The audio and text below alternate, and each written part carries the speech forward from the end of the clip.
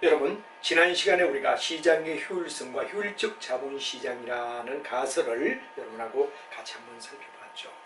굉장히 중요한 이야기는 약형, 중강형, 강형이다 해서 정부의 범주는 확대된다. 이래가 동적 계획이라는 얘기를 했습니다. 범위를 넓히죠. 맨 먼저 뭐가 되죠? 그 약형이죠. 약형이다. 다음 뭐가 되느냐? 중강형이다. 중강형이 지나면 강형으로 과연 먹힐 거니라 하는 세 가지 관점에서 우리가 살펴봤습니다. 그럼 여러분 잘 알지만 여기서 우리가 중요한 이야기는 바로 약형이다. 그럴 때 약형은 어떤 걸 약형이라고 하느냐? 약형이 만약에 성립되지 않는다면 중강형으로 성립되는가? 중강형으로 안 되면 강형으로 성립되는가? 하는 이야기를 우리가 단계적으로 따져나가는데 이걸 우리는 동적 계획이라는 말을 쓴다 하는 걸 지난 시간에 잠깐 얘기를 했던 바가 있습니다. 그럼 비교적 우리가 약형이다 그럴 때 약형은 뭐를 약형이라고 하죠? 하는 이야기가 되는데 반드시 약형은 우리가 봤을 때 뭐가 되느냐? 대중적이어야 된다. 대중적이어야 된다. 그리고 이건 과거에 대한 이야기다. 과거다. 대중적 과거라는 두 가지 전제를 걸면 약형이다.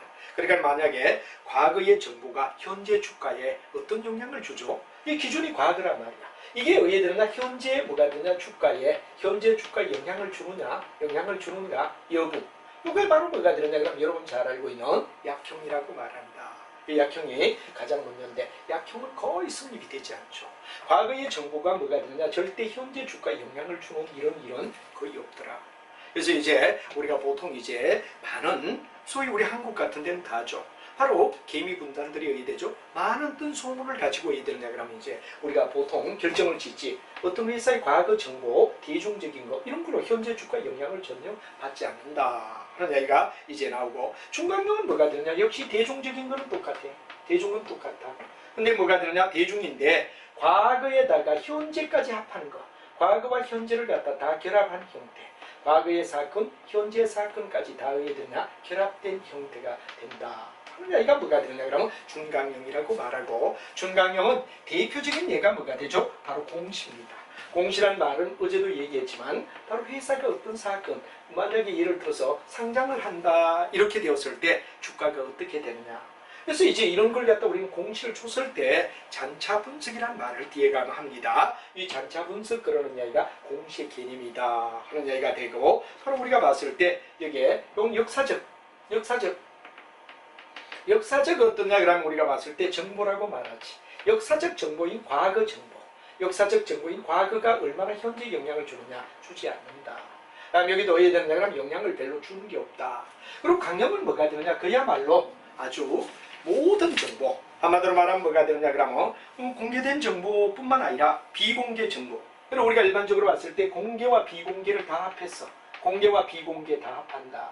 모든 정보가 다 어디에 되느냐 그러면 들어가며 우리가 봤을 때 뭐가 되느냐 그러면 전문가, 정권에 대한 전문가나 또는 뭐가 되느냐 그러면 내부자의 경우라도 어디에 되느냐 그러면 주가를 정확하게 예측할 수 있느냐? 안 된다. 이것도 어디에 되느냐 그러면 성립되지 않더라. 그래서 우리가 약형, 중강형, 강형 세 가지가 다 왜? 이론과 실제는 한 20년 편차를 두고 있죠. 그래서 우리가 어떤 정보에 의하여 주가가 어떻게 펴지겠지 이러지만 예측 불가능하다. 그래서 일본 같은 데서 좀 우스갯소리로 주가를 예측하는 것은 뭐냐 그러면 바로 사람이 주가를 예측하는 거나 원숭이가 주가를 예측하는 거나 뭐 다를 바가 없다. 이런 얘기까지도 우리가 나올 정도로 바로 좀 어떻습니까? 너무 비유를 이 원숭이에 비유해서는 안 되지만 어디로 갈지 모르겠다. 그래서 일반적으로 골프공을 칠 때 어디로 날아갈지 모르겠다. 자식을 키웠을 때 어떤 방향으로 갈지 모르겠다. 그 다음에 주가가 어떻게 올라갈지 내려갈지 예측할 수가 없다. 이렇게 얘기하는 게 다 이 효율적 가설을 갖다가 이든가 바로 우리가 봤을 때 타당성을 입증하지 못하고 있는 상황이다 하는 이야기를 여러분에게 얘기를 할 수가 있죠. 자, 이렇게 해서 우리가 일반적으로 봤을 때 이런 세 가지 이하여 동적 계획에 이하여하고 대중 과거 역사적 사건 정보에 의하여 현재 주가를 예측하는 거고 그다음에 역시 대중 과거 현재까지 따진데 공시 즉 잔차 분석 그리고 뒤에 가면 배우는데 이거 공시를 할 때 바로 회사가 어떤 정보를 줘도 주가는 바로 영향을 갖다가 바로 예측하기가 어렵다. 그 다음에 공개와 비공개 모든 정보, 전문가나 비내부자가 덤비는 형을 갖다가 바로 강형 효율적 시장을 우리가 얘기하는데 역시 이것도 어떤 이야기냐면 내용에서는 먹혀 들어가지 않더라 하는 이야기를 우리가 예측할 수 있다는 게 아주 중요한 이야기가 될 겁니다. 자, 그럼 여러분들 우리가 맨 먼저 약형부터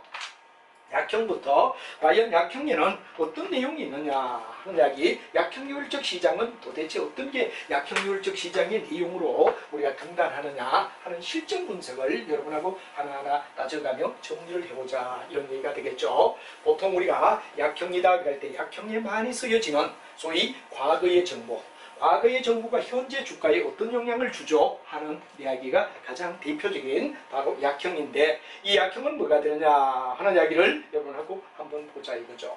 이 약형에 가장 먼저 나오는 게 뭐가 되느냐, 시계열이라 그러는 건 타임 시리즈를 얘기합니다. 그래서 우리 여러 가지 시계열 분석이라는 거, 바로 여러분들 바로 생산관리 수요 예측에서도 나오는 이야기가 되며, 경영에서 수요 예측할 때 현재 얼마, 미래 얼마 팔릴 거지, 이걸 타임 시리즈에 의하여 이렇게 흐르는 걸 시간에 의하여 우리가 따져준 걸 시계열이라고 얘기한다, 그런 얘기도 여러분이 알고 있죠. 그래서 한마디로 말하면 뭐가 되냐, 과거의 주가의 움직임,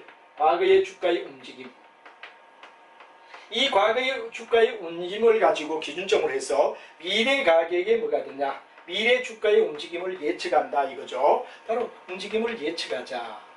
이게 뭐가 되느냐, 그럼 바로 쉽게 얘기하면 시계열이라는 얘기가 되죠. 타임 시리즈다. 그리고 과거의 주가가 어떻게 움직였지? 그럼 미래는 어떻게 주가가 움직일 것인가 하는 이야기를 갖다 우리는 시계열이다, 타임을 이용하여 바로 과거의 주가의 움직임을 미래 주가 움직임으로 우리가 적용하는 걸 갖다 우리가 비교적 얘기하는데, 이게 뭐가 되느냐, 그럼 약형에 우리가 많이 쓰여지는 내용, 종합적인 게 요거겠네요. 맨 먼저 제가 요걸 갖다 잠깐 했는데, 약형은 바로 과거가 미래를 어떻게 예측하죠 하는 이야기 속에서 맨 먼저 나오는 게 뭐가 되느냐, 그럼 바로 타임 시리즈가 있죠. 타임 시리즈는 여러분 잘 알지만 뭐가 되느냐, 그럼 시계열인데, 바로 정권의 가격을 우리가 봤을 때 두 개의 주식 가격 변화를 서로가 관계가 있나 없나, 과거와 연속된, 그럼 이렇게 됐으니까 우리도 이렇게 되겠지, 이렇게 되니까 이런 방향으로 가지 않겠나 하는 이야기를 갖다 예측하는 거, 이게 바로 뭐냐, 그러면 시계열이다 하는 말이 되죠. 그래서 우리가 일반적으로 효율적 시장에서는 별로 가치가 없다, 시간에 대하여 별로 과거의 가치가 현재 미래를 예측하는 데 도움이 안 되더라, 이 타임에 대한 이야기, 이걸 갖다 우리가 얘기할 때 시계열이다 이런 말이 되죠. 필터 검증법이다 그런 얘기는 뭐가 되느냐, 그럼 나는 예를 들어 일정 목표를 잡습니다. 내가 예를 들어 코스피 2000에서 2000 기준점을 딱 잡아. 요 이하일 때는 뭐가 되느냐, 그럼 우리가 봤을 때 바로 바잉한다. 근데 만약에 2000 이상이 되면 뭐가 되느냐, 그럼 2000 이상이 될 때는 우리가 셀링 하겠다. 그래서 어떤 포인트를 잡아놓고 이게 뭐가 됩니까, 바잉과 셀링을 갖다가 적절하게 2000 포인트를 갖다가 코스피로 잡아가, 요 이하일 때는 사고, 요 이상이 될 때는 팔겠다. 이래가 과연 돈을 벌 수 있느냐, 필터 검증법이라는 얘기가 되죠. 바로 이와 같이 되는데, 이것도 왜 되느냐, 매입과 매각을 투기 기법을 어떤 포인트를 두고 우리가 잡아준다. 바로 일정의 어떤 포인트를 두고 만약에 이런 걸 필터 검증이라고 하는데, 이래도 궁극은 이익을 갖다 볼 수 없더라, 의미가 없더라, 필터. 그 다음에 이제 이 연이라는 말은 연결된다, 런이라는 말이 됩니다. 런, 달려가다 이런 얘기가 되죠. 그래서 일반적으로 봤을 때 연은 바로 주가의 상승이나 하락의 변동을 뜻하는데, 연이어진다, 어떤 추세로 갈 건가, 한마디로 말하면 추세를 갖다 우리가 분석해서 따져주겠다, 추세 분석이라고 얘기할 수 있죠. 이 흐르는 흐름 과정을 추세를 분석해가 우리가 보겠다, 이런 걸 연이라고 얘기하는데, 이 세 가지가 다 과거의 움직임을 가지고 미래 주가의 움직임을 예측하는데 의미가 없다 하는 이야기를, 효율이 없더라 하는 게 약형에서 우리가 나오는 이야기. 다시 한번 얘기하면 시계열은 타임을 가지고 이런 양상으로 갔으니까 이때 이렇게 양상 가겠지. 그럼 필터는 아까 말했지만 코스피를 갖다 우리가 뭐가 됩니까, 코스피를 우리가 봤을 때 2000 잡아가지고 이하이면 사고, 이상이면 파는데 돈 못 벌더라 이거지. 그 다음에 추세를 분석해가 흐르는 경향을 갖다 분석하는 런이라는 이야기가, 연이라는 이야기가 되는데, 이 세 가지 다 과거의 움직임을 가지고 미래 주가를 추적해보겠다는 예측의 방향을 우리는 약형이라고 하는데, 약형은 전혀 효과를 나타내지 못하더라 하는 이야기가 바로 이야기가 되겠습니다.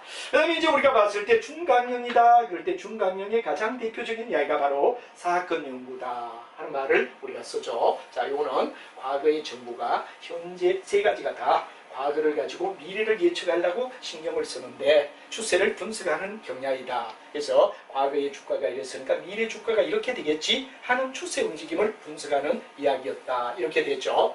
그럼 이번에는 바로 여러분 잘 알지만 뭐가 되느냐 그런 내용이 되는데 여기에 사건 연구라고 있습니다. 사건 연구. 이 사건 연구는 바로 이런 얘기가 되죠. 바로 우리가 봤을 때 공식적 정보를 갖다가 줬을 때 공식적 정보를 줬을 때 어떤 수익이 늘어나느냐 이 잔차 분석이라는 말을 갖다 쓰기도 합니다. 결과가 어떻게 차이가 나느냐 잔차 또는 우리가 봤을 때 우리가 일반적으로 봤을 때 잔차라는 말을 갖다 우리가 많이 쓰죠. 잔차 분석이라는 말을 쓰는데 이게 무슨 말이냐 보통 우리가 주식을 갖다가 회사에서 해야 되느냐 그러면 이제 우리가 상장을 하겠다 하면은 그 전까지만 해도 주식 가격이 이렇게 났다가 공시를 하는 순간 주가가 올라가는 게 이론적으로 맞다 이거지. 이론적으로 맞다 이거죠. 이게 바로 일종의 뭐가 됩니까? 공시를 하기 전과 공시를 한 후의 차이를 갖다 우리가 잔차 분석이라고 우리가 얘기하는 거죠. 잔차 분석이다 이런데 근데 이게 왜 되느냐? 자, 여러분들 보통 회사를 갖다 운영한다 그럴 때는 참 사업은 남에게 피해를 주는 것도 있습니다. 뭐 저도 경험했지만 뭐가 됩니까? 사돈의 8촌까지 돈을 끌어여야 돼요. 끌어여야 되죠.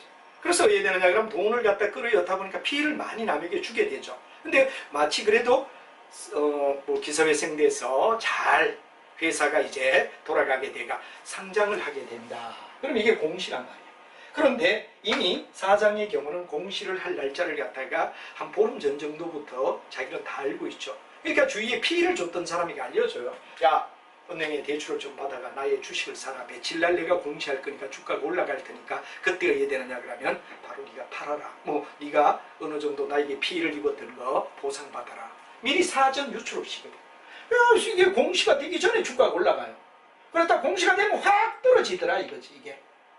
이게 뭐가 되느냐 그러면 우리가 보통 이제 현재 일어나는 우리의 사회생활의 실사이다 이거죠. 공시가 비밀리 그대로 간다면 공시 효과가 묵혀 들어갈 만도 하고 사건 연구가 맞을 만도 한데 이 잔차는 바로 알려줬을 때와 알려주지 않았을 때 차이를 잔차 분석하는데 의미가 없더라 이거예요. 의미가 없더라 이거예요. 그래서 우리가 일반적으로 봤을 때 사건 연구 이게 중강령을 나타내는 중간형인데 의미가 없다. 성립 여부가 불명확하다. 성립이 불명확하다. 성립된다고 말할 수가 없다. 여부가 불명확하다.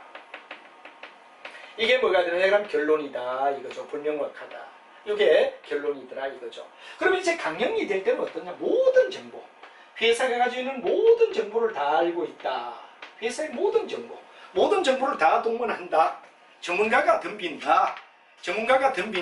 이래도 왜 되느냐 그럼 우리가 봤을 때 결론은 뭐가 되죠? 그렇죠. 의미가 없더라. 그래서 우리가 일반적으로 봤을 때 전문 투자가가 덤벼. 그다음 또 뭐가 되느냐 그러면 내부 뭐가 되느냐 그러면 바로 내부 그룹. 내부에 뭐가 되느냐 그러면 바로 속하는 그룹자가 덤비더라도 바로 이 모든 정보를 동원해서 하지만 뭐가 되느냐 그러면 일반 투자자나 별다른 차이가 없더라. 이것도 바로 역시 비율 효과를 갖다 우리가 볼 수 있다라고 말할 수 있느냐? 우리가 장담 못한다. 그래서 궁극은 아직까지 시장에 효율적으로 어디든지 흘러가는 데서 약형이든 중강형이든 강형이든 전혀 아직도 어디든지 그럼 우리가 예측하기는 너무 어렵다 하는 이야기를 결론적으로 내리며 그 다음에 이제 우리가 중요한 이야기가 바로 주식시장에서 이상 수익률이라는 말을 갖다 얘기하죠. 자, 이게 바로 우리가 중요한 이야기, 주식시장에서 이상 수익률 현상이다 이런데 이건 바로 우리가 충분히 앞에 대한 앞가설에 대한 반론사항이 뭐가 되느냐? 바로 주식시장의 이상 수익률 현상을 가지고 말하더라 이거죠. 우리가 분명히 뭔가 이런 어떤 정보를 가지고 덤비면 정보가 묵혀 들어가야 될 텐데 약형이든 중강형이든 강형이든 모든 우리가 봤을 때 타당성을 입증할 만한 내용을 가지고 주식을 갖다 보는데도 별로 의미가 없더라 이거죠. 별로 의미가 없더라. 주가는 따로 놀더라 이런 얘기가 되죠. 어떤 하나의 프로그램의 패턴을 갖다가 가지고 예측이 가능하지가 않더라. 그래서 이 바로 이상 수익률 현상을 갖다 우리는 일의 현상이다. 바로 주식의 일회 현상이란 말을 갖다 쓸 때 일회란 말은 바로 이상 수익률의 현상을 일회 현상이라고 불러준다 하는 이야기를 여러분이 알고, 어떤 일회 현상이 있느냐, 이런 건 바로 우리가 앞쪽에서 얘기하는 이런 여러 가지가 있는데, 앞에서 말한 여러 가지 가설을 갖다 해야 되느냐 그러면 바로 반론하는 사항, 앞 가설에 대한 반론사항이 뭐가 되죠? 바로 주성의 이상 수익률 현상이라고 우리가 불러줄 수 있다 하는 말이 되죠. 그래서 우리가 가만히 보면 뭐가 되느냐 그러는데 바로 이런 얘기가 되죠. 수익률이 높은 것과 수익이 낮으면 오히려 낮은 수익률이 높은 수익률보다 효과적이다. 원래는 퍼가 높은 게 정상이어야 되는데 오히려 저퍼가 이걸 갖다 우리는 저퍼라는 말을 갖다 쓰죠. 저퍼라는 말을 갖다 저퍼에 뭐가 되느냐 그러면 바로 현상이라고 불러주더라. 우리가 일반적으로 봤을 때 낮은 주가, 그 다음에 수익률의 비교, 그리고 퍼라는 거 여러분 앞에서 우리가 재무관리할 때 많이 나왔죠. 바로 퍼가 오히려 더 높은 고퍼보다도 왜 되느냐, 우리가 봤을 때 효과적이다. 이게 뭐냐, 어떤 가정, 이게 묵혀 들어가지 않는다는 얘기가 되죠. 그 다음에 작은 기업의 규모가 오히려 왜 되느냐, 큰 기업보다 수익이 더 크더라, 이런 말이 되죠. 그 다음에 우리가 봤을 때 장부 가치와 시장 가치의 비율 효과를 갖다 얘기했는데 차이가 없다. 이것도 차이가 없다. 크든 적든 별 차이가 없더라. 그 다음에 이제 주말이고 1월이 일종의 뭐가 되느냐, 한 주를 기준적으로 줄 때 토요일, 일요일 이유 없이 주가가 올라가더라 이거죠. 주말에 주가가 올라가고, 그 다음에 1년 중에 1월에 뭐가 되느냐, 주가가 올라가더라. 이유 없다 이거죠. 이게 전부 다 저 표가 왜 고표보다 이익을 적게 내지? 기업 규모가 작은 기업이 왜 큰 기업보다도 이익을 많이 내지? 장부 가치와 시장 가치의 차이가 별로 없더라. 그 다음에 주말에 주가가 올라가고 1월에 주가가 올라가는 거, 이건 바로 앞에서 말한 이런 가설들을 반론을 해주는 사항. 전혀 바로 이런 걸 갖다 우리가 주식의 일회 현상이라고 우리가 말하더라 하는 얘기를 여러분이 알아두면 되겠죠. 자, 여기까지 해서 우리는 주식에 대한 이상 수익률 현상까지, 주가가 어떤 영향을, 리듬을 가지고 우리가 예측할 수 있는 가격으로 가지 않더라. 물론 약형, 중강형, 강형까지 봐도 궁극은 일회 현상을 유도하는 내용밖에 없더라 하는 이야기를 우리가 얘기를 하는 거죠.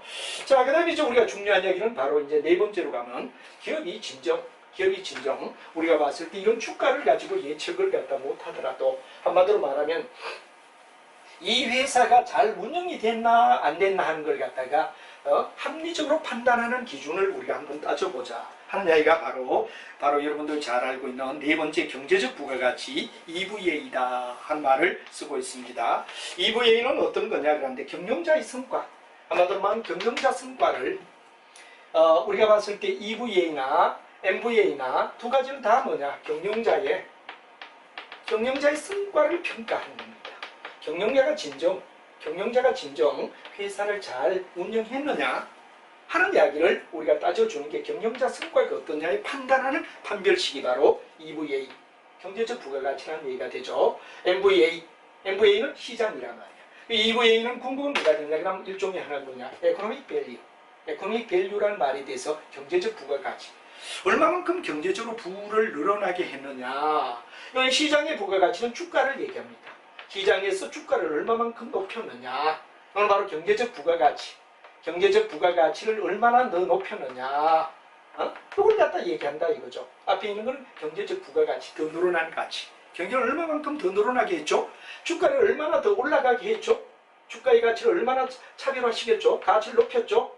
이걸 가지고 우리는 경영자를 판단하자. 그래서 경영자를 판단할 때 옛날에는 전부 다 포괄손익계산서에서 순이익을 가지고 이 사장이 예를 들어서 장사를 잘했다, 못했다, 이렇게 판정을 하는 게 옛날이었다 이거죠. 그래서 IS에서 순이익을 가지고, 또는 아니면 여러분 잘 아는 주식에 뭐가 되느냐 그러면 시장에서 주가를 가지고, 예를 들어 배당을 가지고, 순이익이나 배당을 가지고 이 사람이 잘한다, 못한다, 이런 얘기를 갖다 했는데, 이거는 비효율적이다, 더 정확하지가 않다 하는 이야기를 갖다가 얘기하기 위해서, 그럼 정확한 쪽으로 가기 위해서는 IS의 순이익이나 배당 가지고서 경영자를 판단하는 것보다는 먼저는 EVA, 두 번째는 시장의 부가가치 MVA. 이 두 가지가 더 합리적일 수 있다 하는 이야기를 제시하는 게 바로 뭐 여러분들이 잘 아는 경영자에 대한 평가, 경영자가 얼마나 성과를 올렸느냐 하는 이야기를 설명해 주는 이야기다 하는 이야기가 있죠. 그래서 이제 경제적 부가가치는 바로 우리가 봤을 때 단순한 IS의 순이익만 가지고 따지는 것보다는 훨씬 더 의미되는 이야기라면 합리적인 방법일 거다. 합리적인 방법이다. 그래서 IS의 순이익의 보완책이라고 우리가 말할 수 있고, 경제적 부가가치는 궁극은 뭐가 되느냐? 에코노미, 그 다음 밸류, 에디더. 에코노미 그런 말에 E가 나오죠. 밸류란 말에 부가가치란 얘기, 늘어나는 가치를 얘기하죠. 에디더 그란 말은 늘어났다. 밸류, 에디더. 부가가치란 얘기가 돼. 경제적 부가가치를 얘기한다. 그래서 경제적 부가가치는 바로 얼마만큼 돈을 많이 경제적으로 늘어나게 했느냐 하는 이야기를 우리가 EVA라고 한단 말이에요. 그럼 EVA를 우리가 가만히 생각해 본다 그러면 세후의 영업이익, 세금을 낸 후의 영업이익에다가 뭐를 빼느냐? 돈을, 장사를 하기 위해 얼마만큼 돈을 끌어였느냐? 자본 비용을 갖다 우리가 빼라. 자본 비용을 빼라. 바로 이게 뭐냐 그러면 세금 후에죠. 세후 총 자본 비용을 빼야만 된다. 엄청난 자본 비용을 갖다 들여가지고 이익을 냈다. 그러니까 이익 갱면만 보고 정사 잘했네. 근데 엄청난 자본 비용을 때렸다 이러면 의미가 없다 이거지. 순이익만 가지고, 배당만 가지고 우리가 논하기에는 문제가 있다. 그러니까 뭐가 되느냐? 세후 영업이익에다가 바로 자본을 갖다 끌어였는데 비용을 빼야 정말 경제적으로 얼마만큼 가치가 늘어나느냐를 갖다 나타내는 경제적 부가가치, 경제적으로 늘어난 가치를 입증해 줄 거 아니냐 하는 게 EVA란 말이에요. 그래서 세후 영업이익은 바로 여러분 잘 알지만 어떻게 얘기하죠? 그렇죠? 세후 영업이익은 바로 영업이익에다가 뭐를 갖다 빼라? 영업이익에다 우리가 잘 아는 법인세를 빼라. 그럼 법인세를 갖다 차감하면 영업이익에다 법인세를 차감한 게 세후 영업이익이란 말이에요. 거기다 뭐 하느냐? 세후 총자본 비용이라는 말은 총자본에다가 바로 왜? 여러분 가중 평균 자본 비용이라는 얘기 외액이 나와요. 이 외액을 곱하면 평균 자본 비용. 그리고 뒤에 가면 나오지만 가중치를 넣은 평균 자본 비용을 우리가 넣었을 때 이게 바로 뭐냐 그러면 이자란 말이에요. 이자. 그럼 이제 이익에다가 순수한 이자를 갖다 빼고 자본 이자를 빼라 이거지. 그래야 진짜 자본의 가치, 회사에 의해되죠. 경제적 가치를 얼마나 늘어나게 했느냐가 바로 중요한 경제적 부가가치다 하는 이야기를 설명한다는 게 아주 중요한 이야기, EVA의 개념. 다시 한번 우리가 간단하게 경제적 부가가치는 바로 IS의 순이익을 가지고 경영자가 잘했느냐 못했느냐를 갖다가 판별하기가 어렵다 그런 얘기를 했죠 앞에서. 즉 한마디로 말하면 경제적 부가가치란 말은 얼마만큼 가치를 늘어나게 했느냐 그런 얘기가 되는데, EVA는 궁극은 뭐가 되느냐 그럼 진실로 자본을 얼마나 늘어나게 했느냐 하는 이야기를 갖다 얘기하죠. 그래서 우리가 일반적으로 봤을 때 세후 영업이익이다 하는 말을 갖다 우리가 쓸 수 있습니다. 세후 영업이익이 어떠냐 그러면 우리가 일반적으로 봤을 때 장사를 하는데 영업이익이 나왔다 이거죠. 근데 여기서 뭐를 갖다 우리가 빼야 되느냐 그러면 바로 세후 총 자본 비용을 갖다 빼자. 바로 내가 돈을 갖다 끌어였는데 얼마만큼 자본 비용이 들었느냐. 그래서 우리가 궁극은 뭐가 되느냐 그러면 돈을 번 거에서 바로 그만큼 뭐가 되느냐 그러면 자본 비용으로 나간 만큼은 떼야 순수하게 뭐가 되느냐 그러면 가치를 얼마나 늘어나게 했느냐 하는 이야기가 안 될 거냐 이 말이죠. 그래서 영업이익을 거둬줬는데 영업이익이라면 그냥 통상 우리는 IS에서 뭐가 됩니까? 이거 바로 이익이다. 그러니까 포괄손익으로 영업이익으로 잡았다 이겁니다. 근데 이거로 잡기에는 너무나 왜 되느냐 그러면 우리가 봤을 때 왜 동원한 자본 비용이 있지 않느냐 이거지. 자본 비용을 갖다 우리가 빼주지 않으면 진짜 가치가 늘어난 부위를 반영하지 못한다. 단순히 뭐가 되느냐 그러면 포괄손익계산서에서 영업이익이 얼마냐 요것만 가지고 우리가 바로 경영자를 CEO를 평가하는 것은 문제가 있다. 이렇게 우리가 단정을 하는 거죠. 그래서 자본에 소위 말해서 이 영업이익을 내기 위하여 공헌한 자본의 비용이 얼마 들어오느냐 그래야 진짜 경제적으로 얼마만큼 부가가치를 갖다 늘어나게 했느냐가 될 거 아니냐 하는 얘기가 되죠. 그럼 우리가 일반적으로 봤을 때 세후 영업이익이라는 뜻을 갖다 지난 시간에도 했지만 지난번 앞쪽에서도 우리가 얘기를 했지만 영업이익에다가 뭐를 갖다 빼야 되느냐? 기업이 내는 세를 갖다 우리는 법인세라고 얘기를 하죠. 법인세라고 얘기를 합니다. 그러면 바로 영업이익에다 법인세를 뺀 게 뭐가 되죠? 세후 영업이익이다. 세를 공제한 후에 진짜 의의되느냐 하면 영업이익이다. 이런 말이 되겠죠. 여기다 뭐를 갖다 우리가 해야 되느냐? 바로 자본비용이 얼마 들었느냐 말이야. 바로 영업이익을 내기 위하여 얼마만큼 돈을 끌어였느냐, 그 돈을 끌어여서 나가는 이자에 대한 비용은 비야 진짜 기업의 가치를 늘어나게 한 부위가 아니겠느냐 하는 의미가 되겠죠. 그리고 여기에 중요한 이야기는 바로 총자본이라는 얘기가 나오겠죠. 자, 저희가 바로 이 영업이익을 갖다 거두기 위하여 총자본을 얼마만큼 투하를 했느냐 하는 총자본이 나옵니다. 거기다가 여러분들 잘 아는 가중평균자본 비율이다. 제가 외익이라는 말을 갖다가 처음으로 여러분에게 도입합니다. 이 바로 외익이라는 말이 바로 뭐가 되냐? 평균적으로 어느 정도 자본이 들어오느냐, 비용이 들어오느냐 하는 이야기인데, 우리가 일반적으로 봤을 때 만약에 무슨 우리가 BS를 갖다 우리가 볼 때 뭐가 되느냐 그러면 이 바로 이게 자산이란 말이야. 돈을 자기가 끌어왔는데 얼마, 부채와 자본으로부터 끌어왔다 이렇게 되고 BS가 되겠죠. 그러면 일일이 뭐 사채는 얼마, 뭐 장기 자익금은 얼마, 뭐는 얼마, 뭐는 얼마, 뭐는 얼마, 자기 자본 비용은 얼마, 이렇게 우리가 하나하나 낱개로 구분하면 복잡하다. 그래 이게 우리가 가중평균자본 비용이라 그런 내용을 갖다가 둬서 이제 뒤쪽 가면 여러분들과 함께 자본 비용이라고 하는 이야기를 갖다 우리가 다시 한번 얘기하게 됩니다. 그래서 일반적으로 봤을 때 이 가중평균자본 비용이라는 말이 뒤쪽에 우리가 가면은 뭐가 들었냐 그러면 바로 뒤에 자본 비용 그래가 11장에 가게 되면 바로 이 가중평균자본 비용이라는 말을 갖다 우리가 쓰게 되고, 가중자본 평균 비용은 어떻게 우리가 따진 거냐 그러는 걸 미리 먼저 한번 예습을 하도록 하죠. 보통 우리가 바로 가중평균자본 비용을 캐피탈 코스트 뭐냐 그러면 바로 제로라는 숫자를 갖다 두자 이거죠. 이게 바로 가중평균자본 비용이다 이렇게 되죠. 그럼 우리가 KD, 요 D는 뭐가 되냐? 바로 부채에 대한 이야기가 되죠. 타인자본에 대한 자본 비용을 갖다 KD라고 얘기하자. 이런 말을 갖다 쓰죠. 그런데 타인자본에 대해서는 반드시 뭐가 되느냐 그러면 법인세율만큼은 삐줘라. 왜? 이 부위는 바로 이자를 줘야 되는데 법인세까지 물면 안 되니까 우리가 타인자본을 빌려 쓴 부위에는 바로 이래서 뭐를 빼주느냐? 바로 법인세율만큼을 삐주자, 혜택을 주자. 그래서 남에게 빚을 빌려와가 이자를 줬는데 또 왜 되느냐 그러면 법인세까지 물게 하면 되니까 법인세만큼은 삐주자 이거죠. 그럼 이게 뭐가 되느냐 그러면 전체 비에 바로 우리가 일반적으로 요걸 갖다 V라고 얘기하고 요 두 가지를 다른 걸 갖다 V라고 얘기한다. 그러니까 V는 바로 L 플러스 C라 이래 되니까 전체 중에 바로 여기 뭐가 되냐? 타인자본에 속하는 게 바로 여러분들 잘 알지만 뭐가 됩니까? 본드라고 얘기를 했죠. 요건 뭐라 그랬죠? 스톡이라 그랬죠. 근데 B분의 V 요게 뭐가 되냐? 바로 채권에 대한, 소위 말해서 부채에 대하여 돈을 갖다 끌어온 정도가 요 정도다. 전체 V 속에서 바로 본드만큼 여기 뭐가 되느냐? 타인자본에 대한 뭐가 되느냐? 가중평균 자본이 되고, 플러스 KE, 요거는 바로 이퀴트, 그래가 자기 자본을 얘기합니다. 자기 자본은 바로 요 C를 갖다 얘기하지. 그러면 전체가 얼마냐? 그럼 V분의 뭐가 되느냐? 여기는 스톡은 여러분 잘 알지만 주식이라는 얘기가 되죠. 그리고 요렇게 우리가 구하는 게 뭐가 되느냐? 가중평균 자본 비용이다. 그래서 가중평균 자본 비용을 여기에다 투입하라.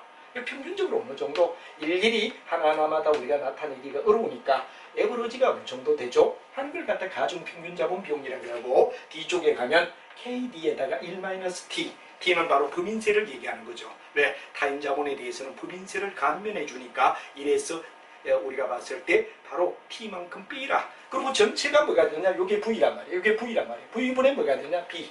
요게 V분의 S. 이렇게 우리가 나와서 요걸 갖다 구하는 게 바로 가중평균자본 비용인데, 이렇게 된다면 자기가 영업이익을 갖다 내가 세금을 내는 세후 영업이익에다가 자본을 갖다가 끌어들이기 위하여 든 비용만큼을 갖다 우리가 빼주자. 그래야 진짜 CEO가 기업에 뭐가 됐냐 그러면 정말 순수하게 늘어난 가치, 순수하게 자기들에 의해 됐냐 그러면 자본이 늘어나게 한 가치를 인정해 줄 거 아니냐 하는 이야기로 우리가 바로 여기에 나오는 경제적 부가가치, 바로 경제적으로 얼마만큼, 바로 여러분 잘 알지만 에코노믹 밸류 에디더, 가치가 진짜 가치가 늘어나는 게 얼마냐 이거지. 그래서 영업이익에서 법인세를 뺀 세후 영업이익에다가 자본을 끌어들여가지고 자본 비용은 나가야 되는데 이걸 따지지 않고 IS의 순이익만 따지는 건 문제다 이거죠. 그로 우리가 봤을 때 뭐가 되느냐? 세후 자본이익인데 총 투자한 자본에다가 외액이라고 하는 거. 외액은 아까도 말했지만 이런 일일이 부채와 자본이 있다면 평균적으로 어느 정도 비용이 들었냐 하는 걸 얘기하고 KD에다가 1-T. 이건 바로 법인세를 얘기하죠. 바로 타인 자본은 이자를 줘야 되기 때문에 법인세를 감면받는다 하는 걸 뒤에 가면 우리가 배우게 됩니다. 그래서 전체 B분의 본드. 그다음에 여기 K2는 자기 자본 비용인데 전체 B분의 뭐가 되느냐? S, 스톱. 요걸 위하여 가중평균 자본 고용을 구하여 여기에 넣으면 바로 진짜 경제적으로 얼마만큼 자본을 늘어나게 했느냐 하는 이야기가 바로 경제적 부가가치라는 얘기로 설명할 수 있다 하는 이야기가 이렇게 될 때 단순히 포괄손익계산서에서 단기순이익을 보고 CEO가 정말 장사를 잘했다 못했다 이렇게 평가하는 것은 너무나 어설프다 이거죠. 그래 진짜 어떻게 되느냐 그러면 세후 영업이익 여기 영업이익에서도 법인세를 빼라. 그래야 진짜 영업이익을 우리가 생각할 거 아니냐. 그리고 이 영업이익을 얻기 위하여 투자된 자본에 대한 비용만큼 바로 가중평균자본 비용률을 우리가 매액을 갖다 넣으면 바로 우리가 봤을 때 돈을 끌어이어가지고 바로 어떻게 됩니까? 이익을 벌게 했는데 끌어넣은 돈의 이자를 우리는 빼야 진짜 순수하게 정말 기업의 가치를 늘어나게 한 내용 아니냐. EVA의 개념이다. 이런 얘기가 바로 우리가 봤을 때 여러분이 잘 알고 있는 바로 우리 경제적 부가가치, 경제적 부가가치의 얘기가 이런 얘기다. 근데 이게보다도 이제 한 단계 더 발전된 게 뭐가 되느냐 그러면 시장의 부가가치란 말이 나온다. 시장이란 말은 바로 어느 시장을 갖다 얘기하죠? 바로 주식시장을 얘기합니다. 그래서 이 쉽게 얘기하는 주식시장에서 자기 주식의 가격이 예를 들어서 현재 주가가 얼마냐? 발행한 주식수에다 현재 주가를 갖다 우리가 곱하면 되겠죠. 그래서 총 자본의 현재 시장 가격이 얼마냐? 이제 이거는 마케팅, 밸류, 에디드, MVA라고 얘기하죠. 마켓이라는 말은 정권 시장을 얘기하고 EVA는 에코노미, 그러니까 경제적 부가가치라고 하면 이거는 마케팅, 그다음 밸류 에디더. 그래서 바로 우리가 봤을 때 뭐가 되느냐? 하나의 자본시장을 얘기하는 시장의 부가가치라는 얘기가 되겠죠. 그러면 이제 이 MVA는 바로 뭐가 되느냐? 현재 주가. 현재 주가를 우리가 생각하자 이거죠. 현재 우리가 주식을 팔았을 때 주가가 얼마냐? 총 주가가 얼마냐? 현재 가치로 따지자. 그리고 이제 장부 속에서 장부는 바로 지난번 장부에 뭐가 되느냐? 주가를 장부의 주가는 과거란 말이에요. 과거 바로 한 단계 앞선 요거 빼면 지금 현재 주가가 어느 정도로 평가를 받느냐. 그리고 지난번 장부 속에 어떻게 됐냐. 연말에 우리가 평가했던 가치가 어느 정도냐. 그럼 주가가 어느 정도 늘어났다는 걸 우리가 알 수 있는 거 아니냐 이거죠. 그래서 총자본시장의 현재 가치. 요는 총 뭐가 됩니까? 자본시장의 과거 가치인 장부 가격. 요래 될 거란 말이야. 그래서 여기서 중요한 이야기는 뭐가 되냐. 그런데 거기 바로 자본시장의 가치가 되고 여기는 바로 자본시장의 장부 가치가 되죠. 장부는 어디까지나 우리가 봤을 때 과거를 나타내는 이야기다 이렇게 되죠. 그럼 현재 시장은 뭐가 되죠? 현재 가치를 나타낼 거다. 그래서 냉정히 따지면 주식수에다가 현재 주가가 얼마냐, 주식의 가격이 현재 얼마짜리냐, 얼마로 평가되느냐 이걸 갖다 곱하면 현재 우리 회사가 증권거래소에서 거래되는 양만큼 주식에서 얼마로 평가를 받죠? 요거란 말이야. 그 다음에 이제 뭐가 되느냐 그러면 우리가 뒤쪽에 보면 자기자본 장부, 바로 자기자본 장부 가격이다 그런 말인데 이건 바로 뭐가 되느냐 그러면 바로 우리가 일반적으로 봤을 때 장부에 나타난 주가, 얘도 이제 주식수에다가 장부에 나타난 주식 가격을 곱하면 되겠죠. 이건 과거란 말이야. 과거. 요 차이 난 만큼 뭐가 되느냐, 주가가 올랐다는 얘기가 되지. 현재 우리가 주식 가격과 그 다음에 이제 주식의 가격이 변동이 없다 그러면 자기자본 장부 가격이란 말은 주식수는 그대로겠죠. 주가가 여기서 120원, 1200원이라 그러자 이거죠. 여기 뭐냐 그러면 만약에 1000이라면 한 주당 200원만큼 올랐네. 올랐다는 말은 그 회사가 어떻게 되느냐, 장사를 그만큼 잘했다는 이야기가 되고 이미지가 CEO가 어떻습니까? 정말 노력을 해서 기업의 가치를 시장에서 주가를 올려서 나타낸다. 아까는 순수하게 경제적으로 가치가 얼마 올랐느냐, 그렇다면 여기는 바로 시장에서 얼마 올랐느냐 이런 얘기가 되겠죠. 그러면 EVA와 MVA를 갖다 우리가 얘기한다면 MVA는 바로 시장의 주가라는 얘기가 되죠. 시장의 주가는 뭐가 되느냐, 근데 바로 요거는 미래의 EVA의 합이다. 자, 미래의 EVA, EVA는 아까도 말했지만 경제적 부가가치라 그랬죠. 바로 일단은 경제적으로 부가가치를 높이면 시장에서의 주가는 자동적으로 올라갈 거 아니냐. 그러니까 뭐가 되느냐? 시장의 주가는 궁극은 현재의 부가가치를 미래에 반영하는 것. 그렇죠? 이 회사가 이만한 뭐가 되느냐 그럼 돈을 벌었다라는 이런 평가가 떨어지게 되면 자연히 너도 나도 이 회사의 주식을 갖다 사겠다고 덤빌 거란 말이야. 그러면 자연히 MVA는 어떻게 되죠? 높아질 거 아니냐. 작년보다는 훨씬 주가가 높아질 거 아니냐. 이런 얘기가 되죠. 그럼 우리는 EVA가 궁극은 반영이 되어서 MVA로 간다.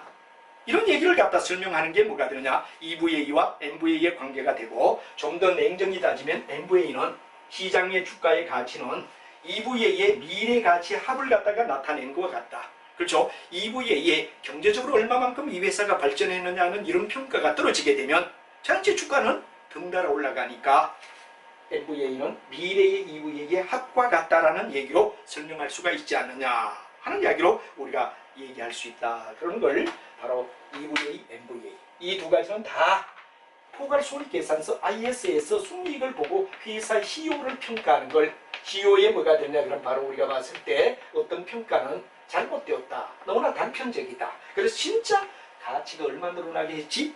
EVA란 말이야. 정말 순수하게 영업이익을 갖다 냈다면 그것을 법인세를 빼라. 그리고 총 투한 자본에 뭐가 되느냐 이자도 빼라. 그래야 진짜 가치가 늘어나는 걸 얘기할 거 아니냐. 이런 얘기가 되고 장부가치는 현재 총 발행한 주식수의 현재 가격과 한 주가 지난 한 1년이 전에 주가가 얼마냐를 갖다 대비한다면 바로 시장에서 얼마만큼 주가가 상승됐는가를 나타낼 거 아니냐. 이 두 가지야말로 IS의 순이익을 가지고 CEO를 평가하는 것보다는 훨씬 더 현실적이며 정말 맞는 거고. 그러면 이 두 가지의 관계는 뭐가 되느냐. EVA가 발전되면 궁극은 MVA가 되지 않느냐. 그럼 MVA는 궁극은 뭐가 되느냐. 미래의 EVA에 뭐가 되느냐. 그럼 바로 가치가 반영된 현재 가치의 합이다. 미래의 EVA 현재 가치 합이라고 말할 수 있다 하는 이야기가 바로 EVA와 MVA를 나타내는 이야기로 연결이 된다 하는 이야기로 여러분이 한 번쯤 정리를 하신다면 어려움 없이 우리가 이해를 할 수 있다 하는 얘기가 되겠습니다. 자, 그럼 이번에는 레버러지라는 말로 우리가 넘어가죠. 레버러지는 어떤가 하는 이야기가 중요한 이야기가 된데 재무관리에서 레버러지라는 말을 갖다 정확하게 우리가 이해를 해주는 게 좋고 이 레버러지는 바로 나중에 가면 옵션이나 승부를 얘기할 때도 옵션의 가치는 레버러지를 굉장히 탄력이 높게 어디든가 반영시킨다 이런 문기가 있어요. 그래서 현찰로 주식을 사고 파는 것보다도 콜 옵션이나 푸드 옵션에 의하여 거래를 했을 때 그 결과는 현찰 거래보다는 상당히 탄력적으로 영향을 갖다 해야 되는 몇백 프로. 우리가 일반적으로 어떠냐 그러면 투자 수익률은 한 10%나 11%, 12% 되면 정상이란 말이야. 그 정도면 잘한 거예요. 근데 예를 들어 3배, 4배가 되면 300%, 400%가 된단 말이야. 이럴 때 우리가 레버러지라는 말이 또 나옵니다. 그래서 일단 레버러지의 뜻이 뭐냐, 레버러지라는 말의 의미가 뭐냐 하는 이야기를 갖다 우리가 한번 레버러지에 대하여 이야기를 하자 이겁니다. 레버러지라는 말은 지렛대라는 말이 됩니다. 여러분이 잘 알지만 레버러지의 뜻이 뭐냐, 지렛대다. 그래서 우리가 일단 이 내용에 들어가기 전에 우리가 남녀의 사랑을 갖다 비교해보자 이겁니다. 보통 우리가 여기에 남자고 여기가 여자다. 그러면 남자의 마음이 어떻게 되느냐, 여자에게 70%를 가고 여자는 뭐가 되느냐, 남자에 대한 향한 마음은 30%다. 이렇게 하자고요. 아니면 아예 좀 더 비극적으로 얘기하면 남자는 90% 좋아하는데 여자는 10%밖에 안 좋아한다. 이렇게 우리가 한번 보자 이거죠. 정말 짝사랑이죠. 이럴 때는 원래 남녀 사랑은 여러분 잘 알지만 5대5가 가장 바람직한 거죠. 5대5가 될 때는 바로 널뛰기를 서로가 해야 되죠. 공정하게 50%가 될 때 서로 사랑하며 주고받는다. 이렇게 우리가 되는 게 정상인데 예를 들어 이게 왜 되느냐 그러면 지렛대가 여기까지 가버린단 말이에요. 그러면 여자의 10%의 이동을 갖다가 일으키는 변화는 남자의 얼마를 90%의 널뛰기를 하더라. 왜? 9배를 갖다가 왜 되느냐 그러면 굉장히 포괄적으로 넓게 잡아주더라 이거죠. 이게 뭐가 되죠? 레버러지다. 탄력적이라는 얘기가 되죠. 탄력적이다. 그래서 우리가 장사를 하는데 레버러지라는 개념은 그만큼 치명적이다.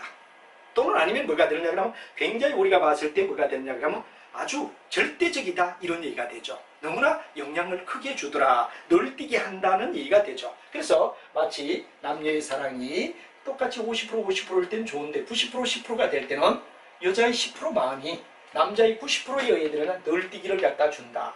그러니까 우리가 일반적으로 봤을 때 지렛대다. 뭐 이런 얘기를 갖다 쓰는 게 레버러지라는 얘기가 되죠. 이 레버러지는 크게 나눠서 바로 탄력적이며 너무나 치명적이다 이런 얘기가 되고, 레버러지 효과는 바로 우리가 봤을 때 가장 중요한 레버러지가 바로 고정비가 어떠냐.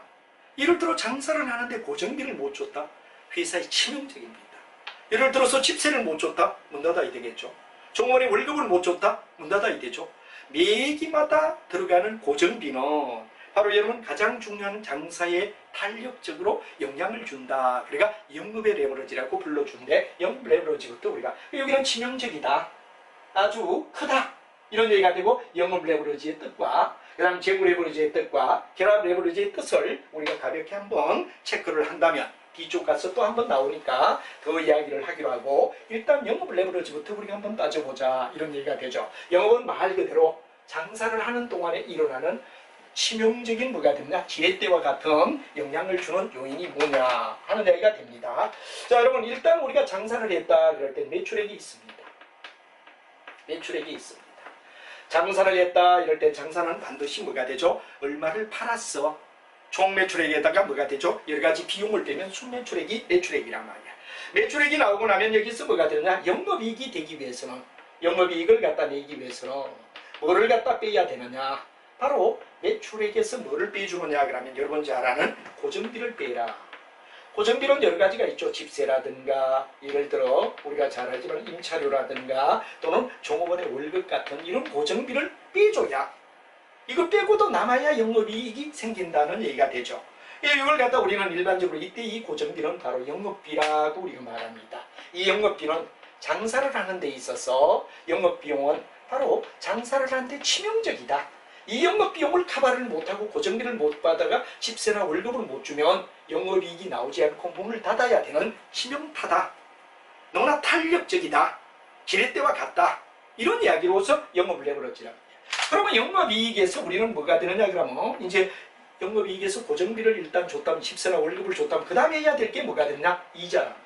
돈을 빌렸을 때 이자나 세금이 되겠죠. 이자나 세금을 못 내도 다음에 해야 되죠? 우리가 봤을 때 순이익을 갖다 낼 수가 없다. 한마디로 말하면 우리가 일반적으로 봤을 때 순이익이라는 이야기, 자기 자태 진짜 순수하게 떨어지는 순이익, 또는 아니면 뭐가 되느냐 하면 주당순이익이라는 말을 갖다 쓸 수도 있죠. 주당순이익을 갖다 우리가 내는데 여기는 굉장히 중요한 게 이자나 세금이란 말이에요.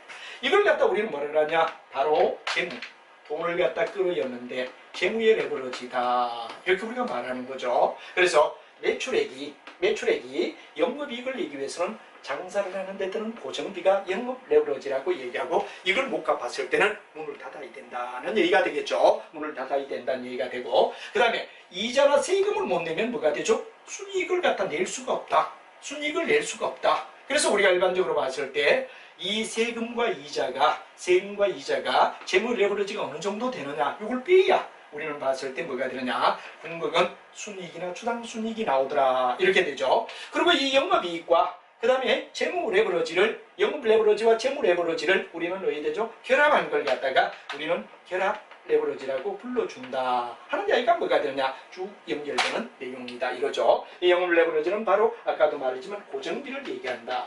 고정비가 커버가 되지 않으면 궁극은 이익을 낼 수가 없다는 이야기가 되죠. 그래서 이거 영업 레버러지는 바로 요거, 고정비, 집세나 월급을 줘야 된다. 그럼 영업이익에서 순이익을 내기 위해서는 뭐가 되느냐? 바로 세금과 이자를 얘기하는 재무 레버러지를 내야 된다. 그럼 이 두 가지를 결합하는 게 뭐가 되죠? 우리가 잘 알고 있는 결합 레버러지라고 불러줄 수 있다 하는 이야기로 이제 연결이 되어 있는 이야기가 우리 책의 이야기다 하는 이야기를 여러분이 알아두시면 충분히 무슨 말인가를 이해할 겁니다. 그래서 결합 레버러지는 재무 레버러지와 영업 레버러지를 두 가지 다 한 거다 이런 말이 되고, 그 다음에 이제 그림에 우리가 나타나는 이야기들을 한번 쭉 보시면은 바로 매출액에서 매출 원가를 빼면 매출 총이익이 나오고, 여기서 판관비가 나오는데 판관비가 바로 고정비가 부위를 갖다 우리는 영업의 레버러지라고 하더라. 그러다 이자 비용을 빼면 뭐가 되죠? 세전 이익이 나오고 법인세를 빼면 세후 순이익이 나오는데 이자 비용이 뭐가 되죠? 채무의 레버리지다. 그러면 이제 이 두 가지가 다 결합된 형태를 결합의 레버리지라고 불러준다 한 말을 쓰죠. 그리고 이제 우리가 재미있는 이야기는 영업 레버리지를